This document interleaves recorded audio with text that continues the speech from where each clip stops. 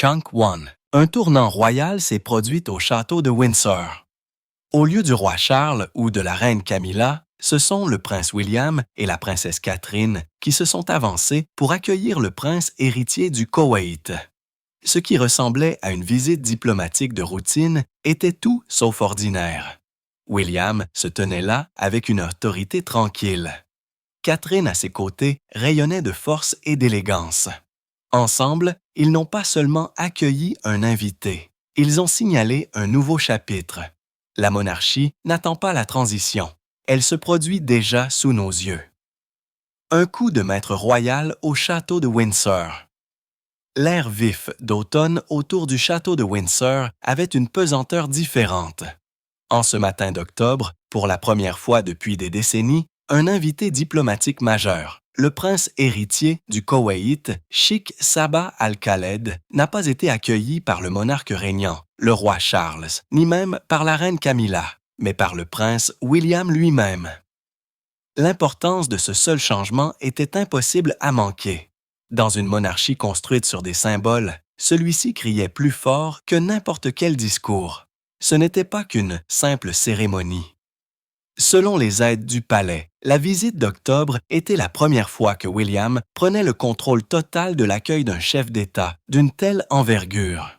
De l'arrivée au départ, l'itinéraire portait sa signature. Même l'heure de la procession dans la grande cour de Windsor, à 11 heures précises, a été choisie par William lui-même. Contrairement aux événements précédents qui portaient la marque de la planification méticuleuse de Charles, celui-ci semblait indéniablement nouveau. C'était la vision de William, non pas héritée, mais possédée. À ses côtés, Catherine était l'image de la grâce, assortissant délibérément chacun de ses mouvements. Vêtue d'un ensemble bleu cobalt, un clin d'œil, selon certains, aux couleurs nationales du Koweït, elle incarnait la force douce que le monde a appris à reconnaître en elle. Des experts en langage corporel ont souligné par la suite comment William faisait souvent des gestes vers l'avant, tandis que Catherine s'arrêtait subtilement pour engager la conversation avec les invités, créant un rythme parfait entre autorité et empathie. Ce n'était pas une simple accompagnatrice, c'était deux moitiés d'une équipe de direction qui s'avançait comme une seule. Le plus révélateur de tous, c'est ce que les initiés du palais ont confirmé par la suite. William avait personnellement supervisé la liste des invités, le menu du déjeuner et même le plan de table dans la salle Saint-Georges. Ce n'était pas un rôle qui lui avait été confié à contre-cœur. C'est un rôle qu'il a exigé et le palais a accepté. Chunk II. Le symbolisme était clair. La monarchie n'attendait plus le changement.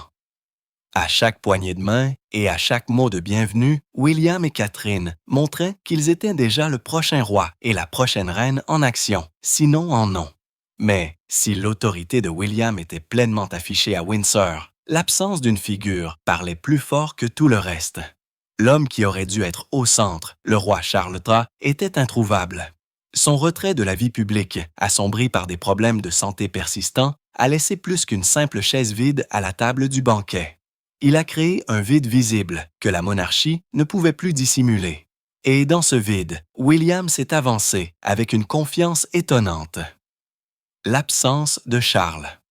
Pour un monarque dont le règne a commencé avec des promesses de service et de visibilité, le silence du roi Charles, lors de cet événement crucial à Windsor, était assourdissant. Autrefois décrit comme infatigable, Charles s'est de plus en plus retiré depuis qu'il a confirmé son diagnostic de cancer en 2024. Le palais a présenté son état comme gérable, mais la vérité est plus difficile à cacher.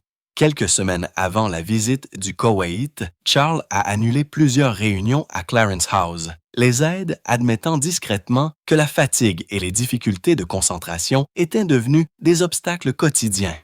Son absence à Windsor n'était pas accidentelle. Des initiés ont révélé que Charles avait formellement approuvé le rôle d'hôte de William à distance, donnant essentiellement à son fils le pouvoir d'agir en pratique comme souverain. Ce geste seul était extraordinaire. Pendant des siècles, la couronne britannique a prospéré grâce à la cérémonie. Pourtant, voici le monarque, délibérément invisibles. Au lieu de caméras capturant Charles accueillant des invités au quadrilatère de Windsor, elles ont capturé William se tenant droit. Pour le public, cela ressemblait moins à une délégation de fonctions qu'à une transmission du flambeau. Au sein des cercles royaux, des murmures d'une transition en douceur ont commencé bien avant Windsor. Les courtisans la décrivent en privé comme un processus qui a commencé à l'été 2025, lorsque Charles a réduit son emploi du temps de près de 40% après une brève hospitalisation. Puis est venue la confirmation que William, et non Charles, recevait directement certains briefings d'État, y compris les mises à jour du Parlement et les aperçus de la politique étrangère. Cette pratique, rare sous un monarque en bonne santé, devient la nouvelle norme. Un aide l'a résumé brutalement. Le roi est roi de nom. William est roi de fait. Pour la monarchie, ce lent retrait crée plus qu'un simple changement opérationnel. Il crée un changement psychologique. Chunk 300. Le public, habitué depuis longtemps pour Squamp à voir Charles actif, éloquent et passionné par des causes comme l'environnement, s'adapte à son absence. Et dans cette adaptation réside la plus grande transformation à ce jour, l'acceptation que la couronne n'appartient peut-être plus à Charles. Que ce soit par choix ou par la force des choses, Windsor a été le signe le plus clair que la monarchie a commencé à aller de l'avant avec ou sans abdication formelle. Et pourtant, si l'assomption d'autorité de William ressemblait à un couronnement discret, alors la présence de Catherine à Windsor l'a rendue indéniable. Pendant des mois, elle s'était discrètement remise de ses propres problèmes de santé, ses apparitions étant limitées et soigneusement mesurées. Mais lorsqu'elle est revenue aux côtés de William pour cet événement, elle n'est pas revenue en tant que princesse de Galles. Elle est revenue comme quelque chose de bien plus imposant. Pour ceux qui regardaient de près, Windsor n'était pas le retour de Catherine. C'était son couronnement en tout sauf le nom. Le retour de Catherine devient son couronnement. Le monde avait vu Catherine, princesse de Galles, pour la dernière fois, l'air fragile mais déterminé, lors du défilé Trooping the Colour en juin 2125. Cette apparition a marqué son lent retour après sa lutte contre la maladie. Mais à Windsor, debout à côté de William alors qu'il accueillait le prince héritier du Koweït, Catherine était transformée. Ce n'était pas seulement un rétablissement, c'était une renaissance. Chaque pas qu'elle a fait dans l'ancienne cour de Windsor rayonnait de sérénité, transformant ce qui aurait pu être le moment de William en leur moment. Sa posture racontait l'histoire. Le dos droit, le menton levé, Catherine ne ressemblait plus à une épouse attendant son tour. Elle ressemblait à une reine. Lors de discussions privées avec la délégation koweïtienne, elle aurait mené des conversations sur l'autonomisation des femmes et les initiatives humanitaires, des sujets qu'elle défend depuis plus de 10 ans. Des diplomates ont noté qu'elle parlait couramment sans notes en main, faisant référence aux données de ses programmes pour la petite enfance lancés en 2021. Des observateurs ont murmuré par la suite. Elle n'était pas seulement présente, elle était imposante. Des comparaisons ont rapidement émergé entre Catherine et la reine Élisabeth II. Tout comme Élisabeth s'était avancée pendant la maladie de son père dans les années 1940, Catherine semblait maintenant porter non seulement l'agenda de William, mais aussi le sien. Des analystes du langage corporel ont souligné comment William jetait souvent un coup d'œil vers elle pendant les remarques formelles, cherchant une affirmation silencieuse. Un commentateur a noté: « C'était la première fois que Catherine ressemblait plus à une co-dirigeante qu'à une épouse. Elle a éclipsé tout le monde dans cette pièce sans essayer. Et c'était peut-être là le but. Catherine n'avait pas besoin de s'emparer des projecteurs. Elle l'incarnait. Sa résilience tranquille après la maladie, combinée à sa diplomatie posée, a transformé Windsor en un couronnement personnel. Les gros titres du Times et de BBC News n'ont pas seulement mentionné le rôle d'hôte de William. Chunk 4. Ils ont souligné la présence imposante de Catherine. Pour les millions de personnes qui ont regardé les images, la conclusion était évidente. Catherine ne se prépare pas à être reine un jour.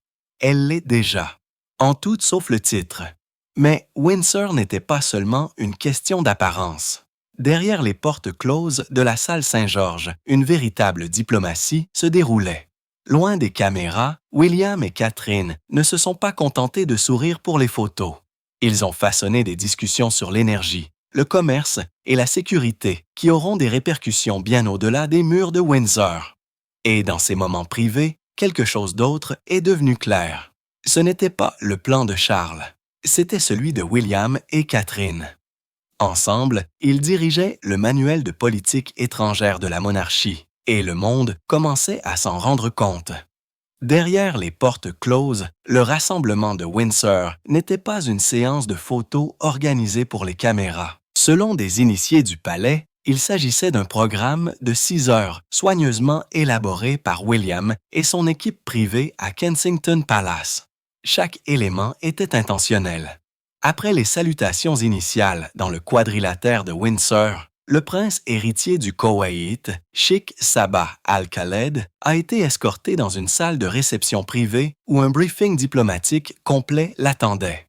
William, s'appuyant sur sa formation militaire à Sandhurst en 2006, a personnellement mené des conversations sur la stabilité régionale. Le commerce et l'énergie étaient en tête de l'ordre du jour. Le Koweït, l'un des plus grands producteurs de pétrole au monde, est depuis longtemps un partenaire essentiel de la stratégie post-Brexit de la Grande-Bretagne.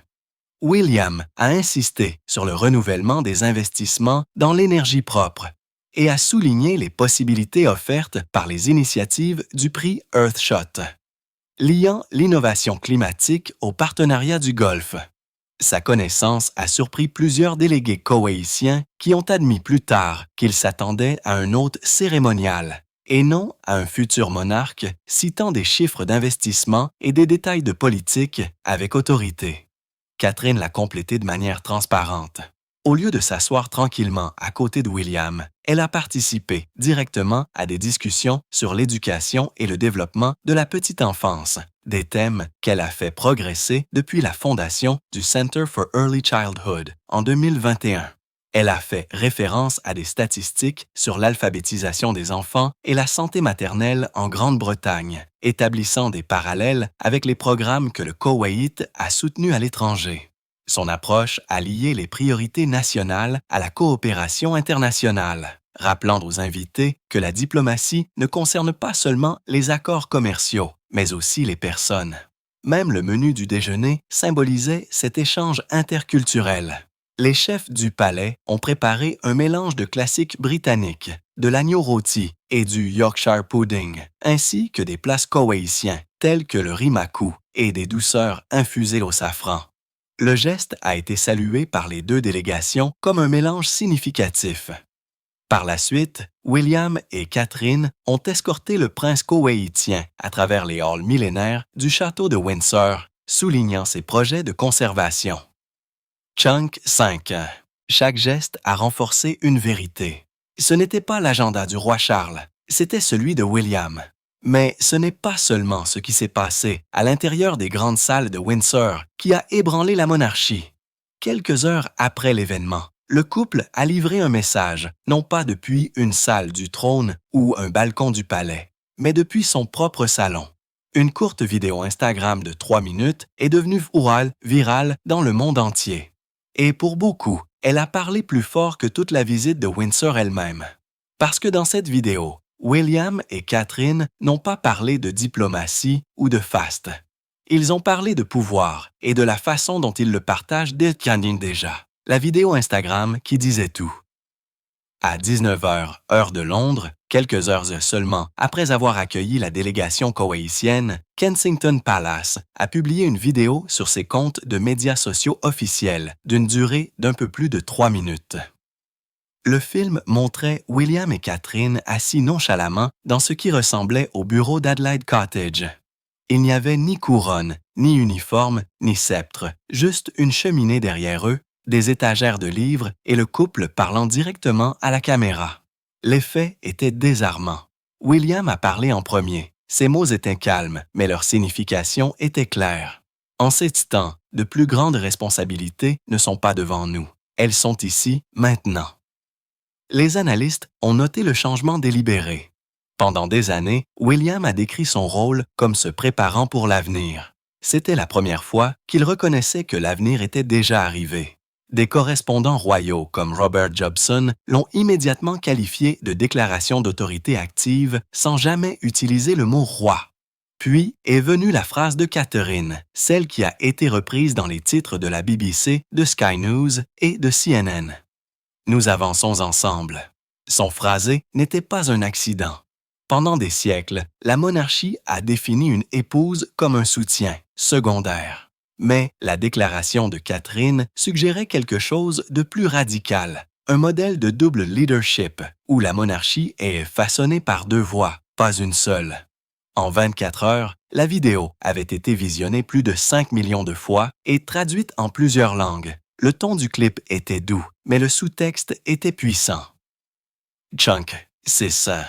William a fait référence au conseil de son père, mais n'a jamais utilisé l'expression « Sa Majesté ». Catherine a félicité le public de nous faire confiance dans ces moments, une formulation qui ressemblait moins à des héritiers en attente qu'à des figures zénith et figures régnantes. Pour le téléspectateur moyen, c'était simplement chaleureux et rassurant. Pour les observateurs chevronnés de la couronne, c'était indubitable. Ce n'était pas un moment de relation publique, c'était une déclaration de pouvoir. Et cette déclaration portait des échos de l'histoire. Près de 40 ans plus tôt, un jeune prince Charles avait bâti sa réputation non pas par des discours, mais par la diplomatie étrangère et une influence discrète. Maintenant, William suivait le même chemin, mais avec une différence cruciale. Il n'attendait pas la permission. En accueillant des dignitaires, en dirigeant des briefings et en parlant directement au public, William agissait déjà comme un roi. Windsor, associé à cette vidéo, n'était pas un geste isolé. C'était son couronnement discret d'hôte à héritier. Les parallèles étaient impossibles à ignorer.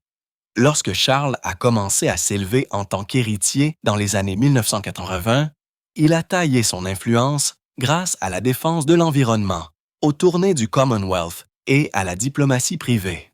Mais même alors, il veillait à ne jamais éclipser la reine Élisabeth II. William, cependant, est entré dans une réalité différente. À 43 ans, il ne se contente plus de se préparer. Il joue. L'accueil à Windsor n'était pas un entraînement, c'était du pouvoir. Pour ceux qui regardaient de près, la ligne entre héritier et roi était déjà floue. Des rapports ont rapidement fait surface selon lesquels William préside maintenant les briefings d'État autrefois réservés exclusivement à Charles. Les briefings de sécurité, avec de hauts responsables militaires, les mises à jour de la politique étrangère du ministère des Affaires étrangères et même les rapports hebdomadaires du gouvernement sont discrètement dirigés vers William. Une source de Whitehall a révélé « Tout passe par lui maintenant. Il n'est pas l'avenir, il est le présent. Même son emploi du temps personnel a changé. Rien qu'en septembre, plus de la moitié de ses engagements publics étaient directement liés à la politique, et non à des coupes de rubans cérémonielles. Les aides du palais ont décrit la visite de Windsor comme une répétition générale, mais avec une tournure essentielle. Il n'y avait pas de script. Chunk 7. William l'avait écrit lui-même. Le prince héritier koweïtien n'était pas seulement un invité, mais un témoin de l'histoire observant l'héritier apparent agir avec l'autorité d'un souverain. Et, contrairement à Charles dans les années 1980, William avait Catherine à ses côtés. Leur dynamique a créé un équilibre de force et de compassion qui, selon les analystes, a rendu la monarchie nouvellement pertinente. Même des journalistes royaux chevronnés ont admis ouvertement le changement. Rebecca English du Daily Mail a écrit « L'autorité a déjà changé. La couronne reste à Charles en titre, mais en pratique, elle repose sur William. » Ces mots ont capturé ce que des millions de personnes pensaient. La monarchie n'attend pas une abdication ou un couronnement officiel. Elle se déroule discrètement jour après jour grâce à la présence de William et au partenariat de Catherine. Windsor n'était pas un moment unique. C'était l'acte d'ouverture d'un nouveau règne. Pourtant, si le couronnement discret de William se déroule par la diplomatie et la politique, le rôle de Catherine dans la formation de ce moment est tout aussi profond. Elle n'est plus l'épouse qui attend dans les coulisses. Chaque décision, chaque initiative, chaque apparence reflète son empreinte. Sa bataille pour la santé l'a peut-être mise sur la touche temporairement, mais son retour l'a transformée en quelque chose de plus qu'une partenaire. Catherine est maintenant la co-architecte de la monarchie, la force constante qui guide sa réinvention, et son influence ne fait que commencer à se manifester. Le rôle de Catherine. Pendant des années, Catherine a été décrite comme la partenaire stable de la monarchie, la figure discrète marchant aux côtés de William. Mais Windsor a prouvé quelque chose de bien plus grand. Elle est maintenant la co-architecte de l'institution elle-même. Des initiés ont révélé que Catherine a été directement impliquée dans la rationalisation de la Maison royale plus tôt, en 2025, réduisant le personnel de près de 15% pour se concentrer sur l'efficacité. Son empreinte est visible dans la façon dont la monarchie se projette, accessible, moderne et ancrée dans des causes qui comptent pour les familles ordinaires. Son travail de longue date sur le développement de la petite enfance est devenu la pièce maîtresse de cette vision. Depuis le lancement du Royal Foundation Center for Early Childhood en 2021, Catherine a construit un réseau d'éducateurs, de professionnels de la santé et de décideurs à travers 30 organisations différentes. À Windsor, elle a soulevé ses initiatives avec des dignitaires koweïtiens, les reliant à des discussions plus larges sur l'éducation et la stabilité sociale. Des diplomates ont admis avoir été impressionnés par sa fluidité, notant que Catherine parlait avec la confiance de quelqu'un qui façonne la politique et non qui se contente de promouvoir la charité. La résilience derrière son influence rend son rôle encore plus frappant. Un an plus tôt, en 2024, Catherine était absente de la vie publique pendant près de 10 mois en raison d'un traitement contre le cancer. Beaucoup se demandaient si son rôle royal diminuerait de façon permanente. Au lieu de cela, son retour a été marqué non pas par la fragilité, mais par une autorité renouvelée. Chunk 8. Les aides du palais la décrivent comme le moteur silencieux de la monarchie, assurant le bon déroulement des programmes, la survie des projets et le soutien de William. Un courtisan l'a dit simplement. Sans Catherine, ce nouveau chapitre ne serait pas possible. Son image publique reflète cette transformation. Lorsque Catherine est apparue à Windsor, les observateurs ont remarqué son assurance, la façon dont elle équilibrait l'autorité diplomatique avec la chaleur maternelle. Elle a parlé de famille, d'éducation et de compassion, même en participant à des discussions de haut niveau. Pour le public, cela semblait révolutionnaire. Une reine consort qui n'attend pas une couronne, mais qui construit son règne. Maintenant, aux yeux de millions de personnes, elle a franchi la ligne qui sépare l'épouse du co-dirigeant. Si le rôle de Catherine consolide les fondations de la monarchie, alors la réaction du public détermine si elle restera forte. Windsor n'a pas seulement été regardé par des dignitaires et des journalistes. Il a été disséqué sur les médias sociaux, débattu dans les gros titres et partagé dans les salons. Et tandis que beaucoup ont célébré William et Catherine comme le seul espoir de la monarchie, d'autres ont soulevé des questions difficiles quant à savoir si cette nouvelle ouverture était trop radicale. Le verdict du public, un mélange d'enthousiasme et de scepticisme, façonne maintenant ce qui va suivre. Le verdict du public. La visite de Windsor et la vidéo Instagram qui a suivi ont déclenché une tempête de réactions en 24 heures. Des hashtags comme #WindinsorWales et #NextKing étaient en vogue dans le monde entier. Les fans ont salué l'authenticité du couple, qualifiant William et Catherine d'avenir de la monarchie dès aujourd'hui. Un message viral avec plus de 200 000 j'aime disait « Nous n'avons pas besoin d'attendre que Charles se retire. William et Catherine portent déjà la couronne. » Pour beaucoup, le moment de Windsor était la preuve que la monarchie pouvait encore évoluer sans perdre sa dignité. Mais tout le monde n'était pas d'accord. Les critiques ont fait valoir que le caractère informel de la vidéo, Des poules au lieu de costumes, une cheminée au lieu d'un décor de palais étaient trop modernes pour la couronne. L'historienne Dr. Anna Whitelock a averti dans une interview que si la monarchie doit s'adapter, elle risque d'éroder son mystère si elle devient trop décontractée. D'autres craignaient que le fait que William s'investisse autant dans le rôle puisse être perçu comme éclipsant un monarque encore vivant, même si Charles avait approuvé l'événement. Néanmoins, les sondages d'opinion suggèrent un soutien massif. Un sondage éclair mené par YouGov a révélé que 68% des Britanniques approuvaient la visibilité accrue de William et Catherine, tandis que seulement 12% pensaient que c'était prématuré. Le fossé générationnel était frappant. Parmi les moins de 40 ans, le soutien s'est passé à plus de 75%, ce qui indique que les jeunes publics sont plus réceptifs à une monarchie moderne et accessible. Le palais, généralement silencieux sur de tels sondages, a discrètement noté les chiffres dans ses briefings internes. Les médias du monde entier se sont également prononcés. Chunk 9. Les médias français ont décrit le couple comme une force stabilisatrice, tandis que les réseaux américains ont souligné leur accessibilité par rapport à Charles et Camilla. Même les commentateurs du Commonwealth du Canada et d'Australie ont salué la démonstration de Windsor comme un aperçu de la stratégie de survie de la monarchie. Malgré des poches de scepticisme, le message général était clair. L'approche de William et Catherine résonnait. La question était maintenant de savoir si la monarchie pouvait équilibrer la tradition avec cette nouvelle ouverture. Pour William et Catherine, l'équilibre ne concerne pas seulement la tradition par rapport à la modernité. Il s'agit de la famille.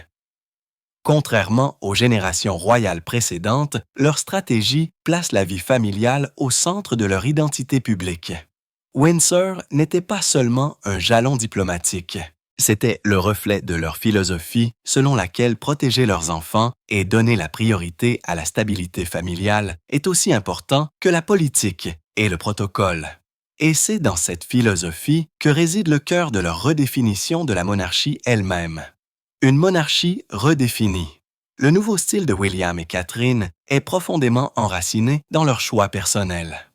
Contrairement à Charles et Camilla, qui vivent à Buckingham et à Clarence House avec de grandes équipes, la famille Dacre d'Amies de Galles a opté pour une vie plus simple à Adelaide Cottage, près de Windsor. Des rapports confirment qu'ils ont refusé d'employer du personnel logé. Préférant l'intimité et l'indépendance, leurs 3 enfants, George, 12 ans, Charlotte, 10 ans, et Louis, 7 ans, fréquentent l'école Lamrook, où le couple insiste pour assurer les trajets scolaires et les routines normales. Cette approche n'est pas accidentelle. William a souvent fait référence au traumatisme de son enfance après la mort de la princesse Diana en 1997, expliquant dans des interviews qu'il voulait que ses enfants grandissent avec la stabilité avant tout. Catherine fait écho à ce sentiment dans la vidéo Instagram. Sa phrase « Nous sommes ancrés dans notre famille » a largement résonné, reflétant la nouvelle philosophie de la monarchie, le devoir commence à la maison. Pour le public, c'était une rare reconnaissance de la vie privée, façonnant le service public. Le changement est également visible dans leurs choix professionnels. William poursuit son plaidoyer pour le climat par le biais du prix Earthshot, mais le présente maintenant comme protégeant les générations futures, le liant explicitement à ses enfants. Catherine intègre son travail sur la petite enfance dans la diplomatie étrangère, reliant les causes à la politique. La monarchie, autrefois définie par les calèches, les couronnes et les banquets, est maintenant encadrée autour de valeurs accessibles, la parentalité, l'éducation et la responsabilité mondiale. Les analystes la décrivent comme une monarchie qui dirige non pas par la distance, mais par la connexion. Bien sûr, les critiques soutiennent que cela risque de diluer la majesté de la couronne, mais les partisans rétorquent que la majesté sans pertinence n'a aucun sens. Les sondages suggèrent que leur stratégie fonctionne. Dans un récent sondage Ipsos, William et Catherine ont obtenu des taux d'approbation de plus de 70%, bien plus élevés que Charles et Camilla. Chunk 10. La monarchie, longtemps considérée comme fragile, apparaît plus soutenable lorsqu'elle est recadrée autour de l'approche, la famille d'abord du couple. Windsor n'était pas seulement de la diplomatie, c'était le dévoilement public d'une philosophie qui pourrait définir le prochain règne. Et avec la philosophie vient l'inévitabilité. Windsor a prouvé que William et Catherine n'attendent pas le trône. Ils dirigent déjà. De la diplomatie étrangère aux valeurs centrées sur la famille, ils se sont transformés en l'incarnation vivante de la monarchie. L'absence de Charles ne concerne plus seulement la santé. Il s'agit de la transmission silencieuse de l'autorité. Le trône ne glisse pas vers l'avenir. Il arrive maintenant et le monde qui observe chaque étape sait déjà qui est prêt à le prendre. Le trône n'attend pas.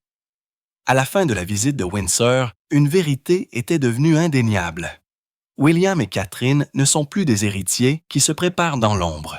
Ils sont le centre de la monarchie. Au cours des 6 derniers mois, ils ont accueilli des chefs d'État, présidé des briefings et parlé directement à la nation par le biais de plateformes inimaginables pour les monarques précédents. Le trône appartient peut-être encore au roi Charles III en nom, mais en pratique, William et Catherine en portent déjà le poids. Le rôle de Charles est devenu de plus en plus symbolique. Bien que sa signature figure encore sur certains documents d'État, des rapports confirment que William reçoit désormais directement la majorité des briefings du gouvernement. La visibilité de Catherine, elle aussi, a cimenté le couple comme le visage de la monarchie. Dans l'imaginaire collectif, l'avenir est déjà arrivé. Des médias internationaux, du New York Times au Monde, ont titré après Windsor en déclarant William et Catherine comme le présent de la monarchie et non son avenir. Pour le public britannique, il ne s'agit pas d'une crise d'abdication ou d'un bouleversement constitutionnel. Il s'agit d'une évolution naturelle. Après des décennies de spéculation sur la succession, la monarchie a trouvé la stabilité dans la transition. Le moment de Windsor, associé à la vidéo Instagram candide, a scellé la perception que William et Catherine sont déjà rois et reines en tout sauf le titre. Leur autorité n'est pas annoncée à coups de trompette. Elle se vit quotidiennement par la diplomatie, la famille et le pouvoir discret. Le monde ne se demande plus si William et Catherine sont prêts. Il se demande quand le changement officiel aura lieu. Chunk 11. Mais la partie la plus remarquable de Windsor est peut-être que le quand n'a plus d'importance. Dans l'esprit, dans la pratique et dans la confiance du public, la monarchie est déjà passée à l'autre chose. Le trône ne les attend pas. Il est arrivé. Et William et Catherine portent déjà sa couronne invisible. Ainsi, lorsque la délégation koweïtienne a quitté Windsor, le monde a vu plus que de la politique. Il a vu l'avenir de la monarchie. William et Catherine n'étaient pas des ombres de la couronne. Ils en étaient l'incarnation vivante. Le silence de Charles n'a fait qu'approfondir le message. Le prochain règne a déjà commencé, non pas par une abdication, mais par l'action. De la diplomatie à la famille, le couple écrit le scénario de demain. Le trône ne glisse pas vers eux. Ils ont déjà pris les choses en main, l'histoire observant chaque.